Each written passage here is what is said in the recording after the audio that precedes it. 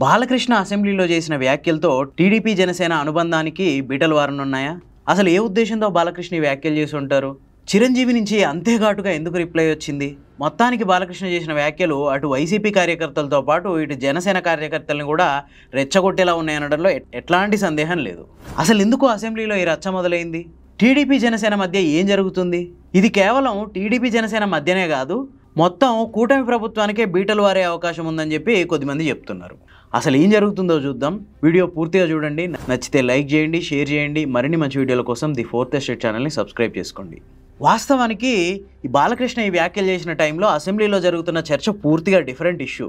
ఈ వ్యాఖ్యలకి దానికి సంబంధం లేదు. రాష్ట్రంలో శాంతి భద్రతల విషయం మీద చర్చ జరుగుతుంది.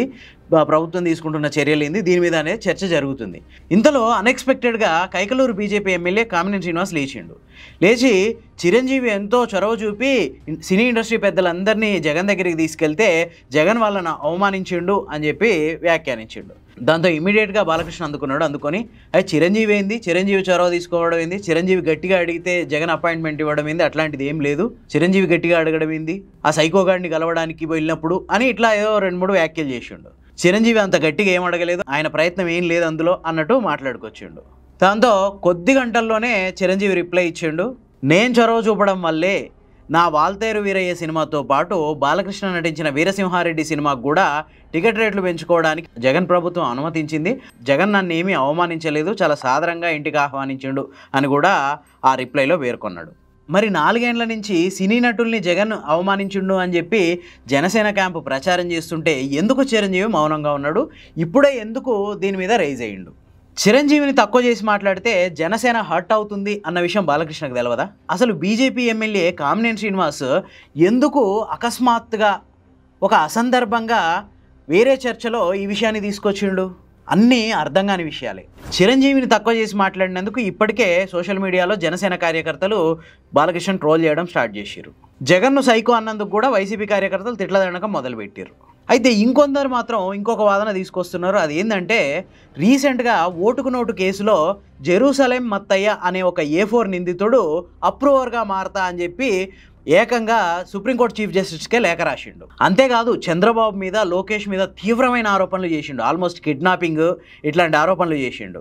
దాదాపు 10 ఏళ్ల నుంచి ఈ ఓటుకు నోటు కేసు అనేది స్తబ్దుగా ఉంది. కేసు అయితే నడుస్తుంది, కానీ ఎప్పుడు దీంట్లో మళ్ళీ 10 ఏళ్ల తర్వాత ఒక రకమైన అలజడి వచ్చింది ఈ కేసులో. అది జెరూసలేం మత్తయ్య అప్రూవర్గా మారతా అనడం వల్ల. అయితే దీన్ని టీడీపీ వేరే విధంగా తీసుకుంటుంది.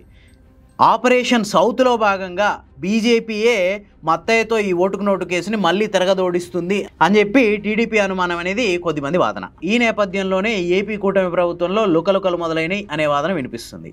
బీజేపీని విడిచిపెట్టి పవన్ కళ్యాణ్ కూటమి ప్రభుత్వంలో కొనసాగే పరిస్థితి లేదు. బీజేపీయే ఈ కేసును తిరగదోడుతుంది అని చెప్పి బీజేపీ మీద టీడీపీ కోపగించుకొని బీజేపీ నిలగొడితే ఆటోమేటిక్గా పవన్ కళ్యాణ్ కూడా కూటమి ప్రభుత్వం నుంచే వెళ్ళిపోయే అవకాశం ఉంది.